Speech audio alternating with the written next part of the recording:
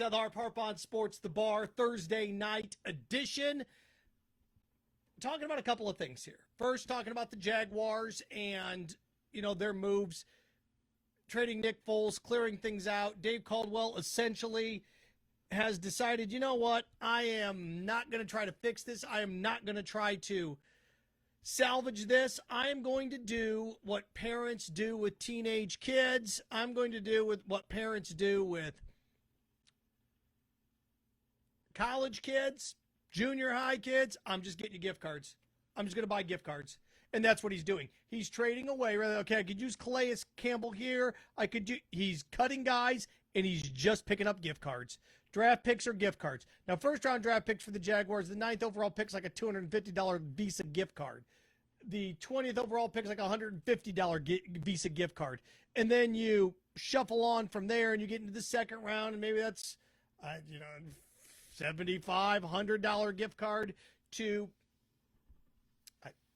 Walmart or Publix, something along those lines. That's what it's turned into. The Jaguars are in the gift card business now. Gift card, gift card, gift card. Here you go. Gift card, gift card, gift card. And what do? We'll find out what happens. Oh, I can get that. Oh, I like that. Oh, I can purchase that with the gift card.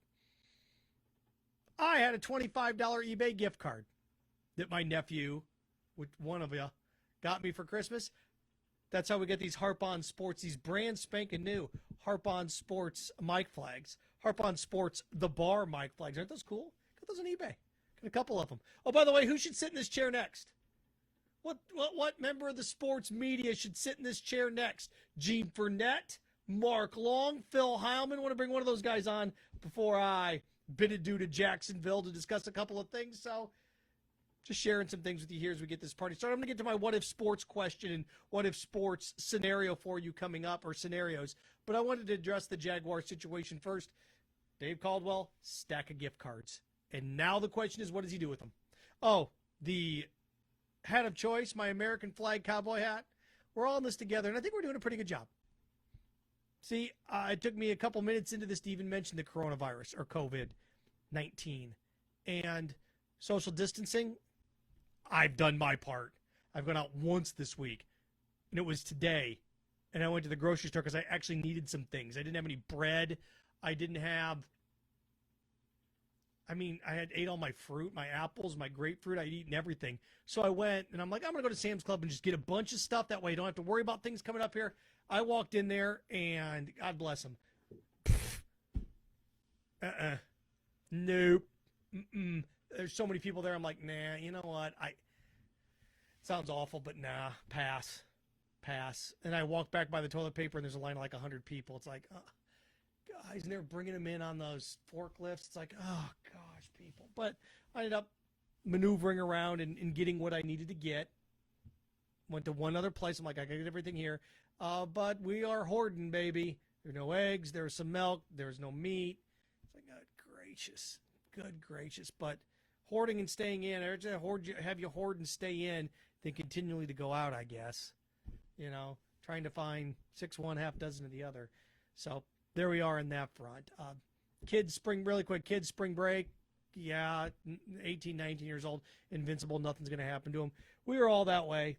I was that way. But the difference is, if you'd have told me your behavior could get your grandparents killed, it would have stopped me dead in the tracks. That's the difference. It has stopped me dead in my tracks. Oh, by the way, the partying and the spring break, and I know shutting the beaches down here in Florida, I don't want to hear, at least that generation, I'm going to sound like a curmudgeon here, I don't want to hear that generation ever again complain about safe spaces and loving one another and the generation of, man, come on, you got to see things from our perspective. This one, you got to see it from the older generation's perspective. You do. You and I have to look at it from the older generation's perspective. And, taking a step back, distancing myself. One of the things that shows you how close things can come. I saw a story really quick of a guy in California that just died in his 40s. I think he was in his 40s, of the virus. little bit older than me. He was in Orlando 2 weeks ago for a convention. Just happened to visit Disney. He was at Disney in that complex the same time frame that I was there with my mom and her husband. He flew back the day my mom and her husband flew back to Michigan. Yeah, Disney, same day. Could I have run into him? Yeah, could have. Now, the difference is it's been, 11 days? If you'd have bumped into him, you'd have had some symptoms by now. This thing's dormant for 4 or 5 days, not 2 weeks. You'd had something. Somebody would have had something at that point. So the chances of you bumping into him, slim and none. Slim to none, but somebody did. Think of the hundreds, if not 1,000 people that he interacted with, touching the railings and rides, things like that. That just shows you, think about that. One guy at Disney touching all the railings and rides, you touching the guy right behind you in line, touching the railings and rides, picking kids up, getting in there, getting on like water rides, wiping your face. See, it's just kind of crazy stuff. So just a couple things I thought I'd share on that boat, and I wanted to spend a couple of minutes on that today because it's still relevant and still important. So, but it shows you, guy in California dies. Well, that doesn't affect me. That guy in California was in Disney 2 weeks ago, and I was in Disney 2 weeks ago. Just happened to be in that same time frame. No idea how he got it. But he went to a park, airport. All right. What if sports? Again, I mentioned my Jaguar stuff, their gift cards. And they're stockpiling a bunch of gift cards, and who knows what they're going to buy with those gift cards. But where they are, it's a smart plan. If it falls apart this year, they're in the Trevor Lawrence market. And who knows what other Joe Burrow type's going to develop this year. Who knows? I do know this. This is bizarre, not having March Madness. This is strange. But it got me to thinking. And this is what I find interesting.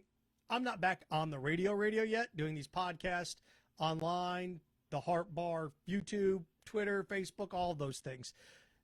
On Spotify now, how about that? You can follow our channel on Spotify, and also you can follow us, starting next week on Apple iTunes.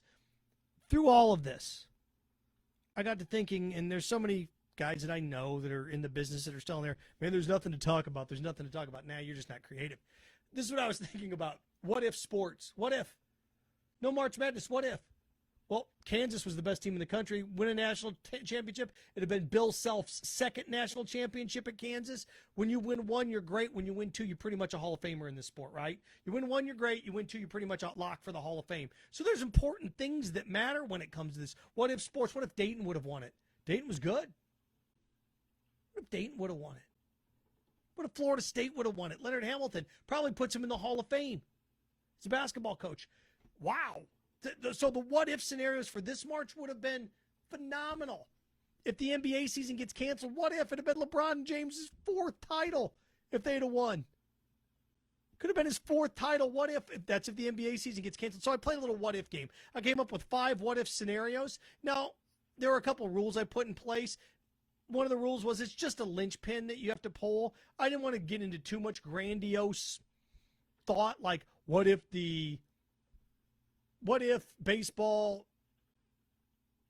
doesn't desegregate or segregates earlier?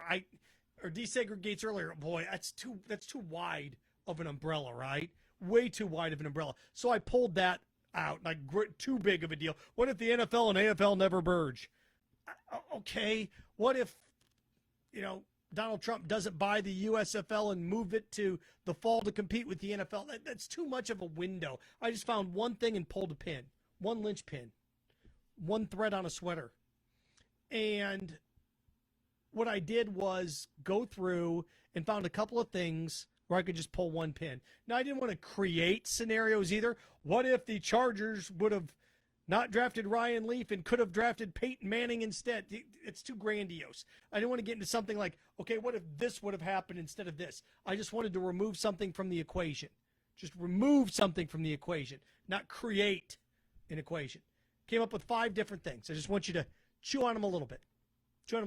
The first of which is, what if Kenyon Martin doesn't break his leg during the 2000 NCAA basketball tournament? Cincinnati was ranked 12 out of 18 wins. Cincinnati was ranked number 1 in the country. Now, Michigan State would go on to dump, or Yeah, Michigan State would go on to beat Florida that year, and Billy Donovan the championship game. Your Final Four that year was Michigan State, Wisconsin, North Carolina, and Florida, right? No, I'm right. I think I'm right. So Cincinnati being involved with that, Cincinnati was the best team in the country for a good chunk of the year. Kenyon Martin broke his leg in the first round of the quarterfinals of the Conference USA tournament. What was so interesting about Kenyon Martin breaking his leg was that they had beaten St. Louis by 40-plus points 3 days earlier. He breaks his leg against that same St. Louis team. They lose by 10. It's a 50-point swing, so it wasn't that big of a deal. They just beat St. Louis by 40. He breaks his leg early on in the first half. They lose to St. Louis by 10. Same team, 3-4 days apart, 50-point swing. So, and you look, Butler had a shot, a couple of them, to win a championship, but no non-Power 5 team has won a title since UNLV.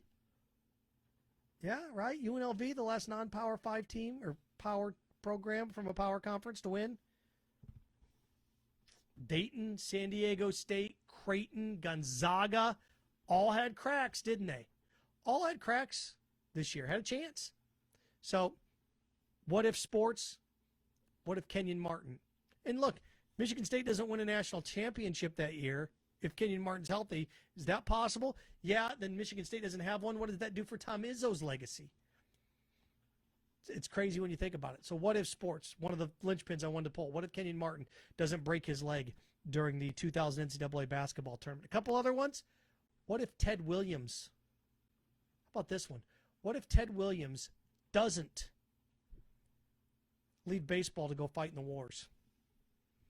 What if World War II, what if Ted Williams doesn't miss out, ready for this, on 5 seasons, almost 5 seasons, when you add them up, because he missed, I don't think how this worked. He missed the entire he missed 90% of one season because of Korea, and then he missed 75% of the next season because of Korea. He just flat out missed 3 full years because of World War II. And what I did is I went through and I did some averages.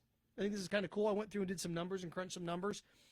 I averaged the 2 years before and the 2 years after. So he missed 3 years. The 2 years before and the 2 years after. The 3 years in the middle, added those up, those 4 years that he played, this is World War II, and added those 4 years up and divided them up by 4. And I came up with the number of hits, number of home runs, number of RBI. Did the same thing for the years adjusted when he was in Korea. It's fascinating. It's fascinating. He ended up with 521 home runs in his career, 1,800 plus RBI. He ended up with 2,800 hits, 2,700 hits. Ted Williams right around there. When you add the war years in, again, what if sports, what if Ted Williams didn't get called and didn't serve in World War II in Korea, what his numbers would look like? Ted Williams would have ended up with, and again, I didn't just, what your projection? I just took the 2 years before and the 2 years after, added those 4 up and divided by 4 to get the 2 years in between, or the 3 years in between for World War II, and I did the same thing for Korea. I came up with, when it was all said and done, again, 521, 1,800 RBI, 2,700 hits. He'd ended up with 3,400 hits. He'd have been 4th all-time. Well, actually, when he retired, he'd have been 3rd all-time. He'd have been behind Tris Speaker and Ty Cobb. Now, Pete Rose came along, and shoved him down a little bit. Hank Aaron came along and shoved him down a little bit. But that's where he'd have retired. He'd ended up retiring with the 2nd most home runs of all time, only to Babe Ruth, 671. And he'd ended up with 2,400 RBI. Ted Williams would still be the record holder for RBI in baseball. He'd have 200 more than Hank Aaron. What if sports? Ted Williams. How about that? So, wanted to do something along those lines for baseball. I had a couple of baseballs because baseball just seems to be the one that has the most history to it, and you can look back on it the most. Again, I wanted to remove injuries from the equation. What if like season chronic injuries. Kajana Carter, chronic injury. Brandon Roy, what happens if he could stay healthy? There's so many of those that you could do. Chris, and I could have done a couple other. What if Chris Webber doesn't call the timeout? What if Mike Tyson doesn't fire Kevin Rooney as trainer? There's so many things that you can look into there that I thought about doing. One of the ones that I threw in there as well is what happens if baseball tests for steroids in the 90s? What if baseball would have tested like the NFL did for performance-enhancing drugs in the 90s? So many things change, right? Does baseball survive? I mean, the home run race brought everybody back after the strike. And you look at everybody that's hit more than 61. Sosa's done it 3 times. McGuire's done it twice. Bonds did it once. All those things are gone. They are. Baseball had a drug test, PED test, in the 90s. Barry Bonds doesn't end up with 67 home runs, whatever. Probably ends up in the 600s. He doesn't hit 73. Maris records still hold? Does it still stand? I don't know. Probably, right? It would still sit. Roger Maris is 61 and 61 would still sit if baseball had a steroids test or a PED test in the 90s. Again, doing a little what if sports for you here. March Madness gone this year. What if this would have happened? What if this? Just going through and removing one linchpin and giving you what if scenarios over the course of, the last 30, 40 years. Ted Williams is a little bit older on that scale. A couple others for you. What if baseball doesn't go on strike in 94? This one is so interesting. Because you look back, it's like the butterfly effect. First of all, the Expos and Yankees had the 2 best records in baseball. An Expos-Yankees World Series, that Expos team was loaded, right? Larry Walker, Pedro Martinez, Marquise Grissom, that team was loaded. The Yankees that year needed relief help. I thought this was so interesting. And the Cubs were terrible.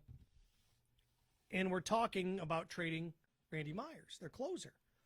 And I remember Peter Gammons on SportsCenter, I remember this, talking about this, saying, hey, you know what? The strike pending, looming, nobody really wants to make any moves if they're not going to have these guys. There were talks that the Yankees were going to trade a double-A shortstop, going to trade a minor league shortstop to the Cubs for Randy Myers. That shortstop was Derek Jeter. Strike happens. They don't even consider it. How does that change things? Ooh, baby. But then you look at like a guy like Matt Williams of the Giants had, 43 home runs. The record was 60. He was on pace for 59. Could he have tracked down Roger Maris before the steroid era hit? What would it look like today if he'd have broken the record then? I get a little what-if sports for you. What if there's no strike? 94, baseball. How does that change things? It's amazing stuff. What do you think about it? Again, I put all these together, and these are no particular order, just throwing them out there. Think about some of them that you would have. Now, not necessarily one of these. Again, I'm trying to avoid chronic injuries. I don't know what if Bo Jackson doesn't, dislocate his hip. That's a good one. I talked about Chris Webber. What if he doesn't call the timeout? That's another good one. Boy, you get guys catching passes. What if the Tuck rule doesn't exist? Does the Patriots dynasty succeed? Football-wise, I was going to save a football one for last because I think as I'm building up here. And you've heard this before, but nobody really lays out the different scenarios that take place after. What if Drew Brees picks the Dolphins over the Saints? I'm sure you've heard this one before. Why? Because Nick Saban was the head coach of the Dolphins. Drew Brees at the Dolphins. Does Nick Saban leave? And you could back that up because the Alabama had offered the head coaching job to Rich Rodriguez from West Virginia. He took it, then pulled out. There's a couple different ways that could go. That was even before the Dolphins, or that Alabama offered the job to Saban in Miami. But I think this is so interesting because if Drew Brees stays in Miami, Or goes to Miami instead of New Orleans. New Orleans doesn't have the success they have. Sean Payton doesn't have the success they have. That's its own isolated incident. If Nick Saban stays at Miami, Nick Saban wins a Super Bowl at Miami. What does that have? This is the biggest domino one of all. By the way, this is the biggest domino one of all. Because if Drew Brees is at Miami with the Dolphins, do the Patriots have the success that they had? Remember, we had a gap there. We did. They had the undefeated season, the big undefeated season, in which they didn't win the Super Bowl in 07, right? But Drew Brees in 05, 06, in 06, 07, if he chooses Miami and goes to Miami, and Nick Saban then in turn doesn't come to Alabama, then Miami has a year with Drew Brees in which Tom Brady's on the shelf because of the torn ACL. What does that mean? Does that mean the Patriots dynasty? I got news for you. They don't win 14 divisions, 13 divisions if Drew Brees is in it. They don't. They don't. Who knows what type of free agents that attracts? That's just in the NFL level. So is Nick Saban picking, if Drew Brees picks Miami, does the Alabama dynasty die? Yeah. Doesn't exist, does it? Does it kill the Patriots dynasty? The two biggest dynasties. Maybe ever in their sport, in football. The Patriots dynasty and the Alabama dynasty. If a guy that had nothing to do with either of them, if Drew Brees picks the Dolphins, neither of them exist. Not the way we know it. The Patriots have 3 Super Bowls. Do they win 3 more? They wouldn't have won more. Couldn't have won more. They're like, well, they'd have won more. No, that wouldn't have happened. How about that one? Let that one sink in just for a second. But then you think about what happens at Alabama and how it affects everybody. Think about how this shakes itself out. And, you look around and this guy goes here, that guy goes there. And then you can have fun with this too. You can say, what if Spurrier doesn't leave Florida? Well, then Urban Meyer doesn't take the Florida job from Utah. Then Urban Meyer probably gets the Notre Dame job because he was deciding between Notre Dame and Florida. He probably takes the Notre Dame job. They don't hire Charlie Weiss. Different world there. If you want to have a little fun. But circling back around to Urban Meyer, if Nick Saban doesn't come to Alabama, Florida rules that roost. Urban Meyer never leaves. He doesn't leave. You talk about the stress and the pressure after winning the national championship with Tebow, coming back the next year being undefeated, and just how much pressure there was after they lost to Alabama, and he had his heart conditions. And look, Nick Saban caused a lot of that. Nick Saban not around. Urban Meyer probably stays at Florida. What does that mean? They win another national championship? 2? Does he win? He won 1 in Ohio State. I'm going to guess that Urban Meyer would have won 1 or 2 at Florida the last 11 years. Does it mean Florida State doesn't win 1 with Jameis Winston? What's that mean? And not only what does that mean in that sense, but then Les Miles at LSU is more successful, has more success. You look around the entire SEC, how does it change things? How many guys Nick Saban get fired? I mean, Tommy Tuberville stay at Auburn. If Tommy Tuberville stays at Auburn, Cam Newton, does he even transfer to Auburn?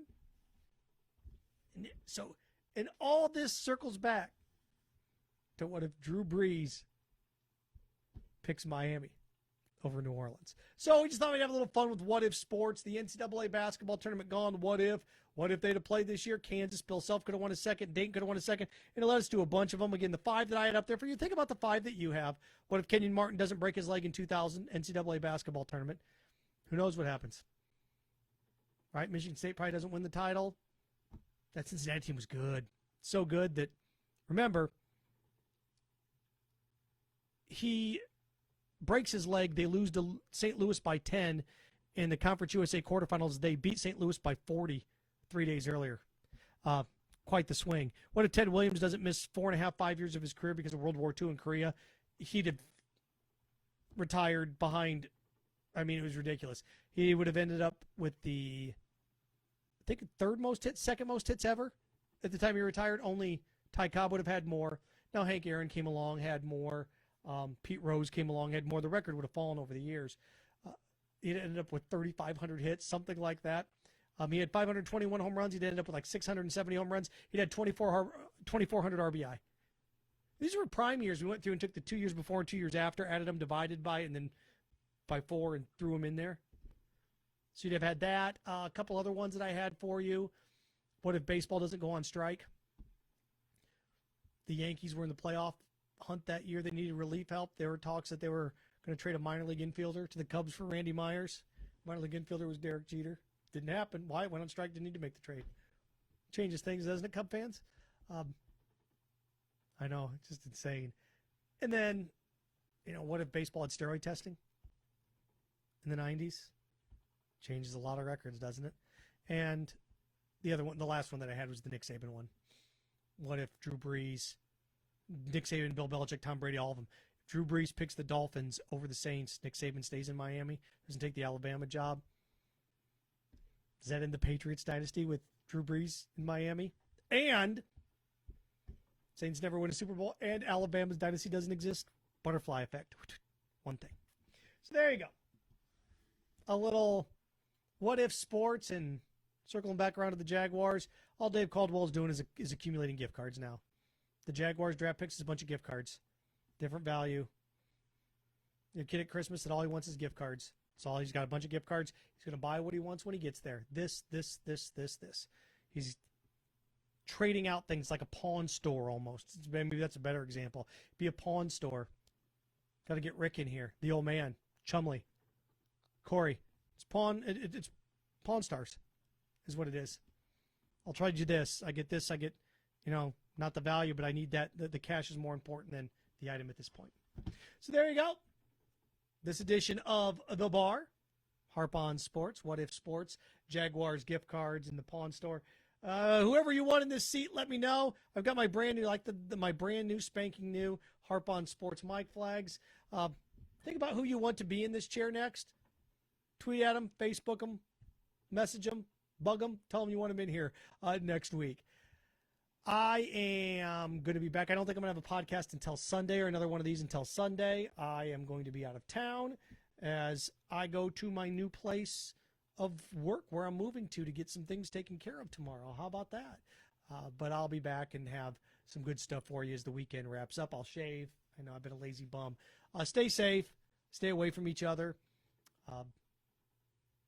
I think we're doing a pretty good job. I really, really do. I think people are starting to get the severity of it. And as the numbers go up, people get a little bit more. And, don't go out unless you have to. Unless you have to. If you're out of food, I get it. You need to go out, but go out for a small amount of time. You don't need to go to the beach and hang out with people. Just selfish. Be smart. It'll save lives. You being smart will save people's lives. So, enjoy your night, everybody. We appreciate it. You've been listening and watching The Bar on the Harp on Sports Media and Audio Network.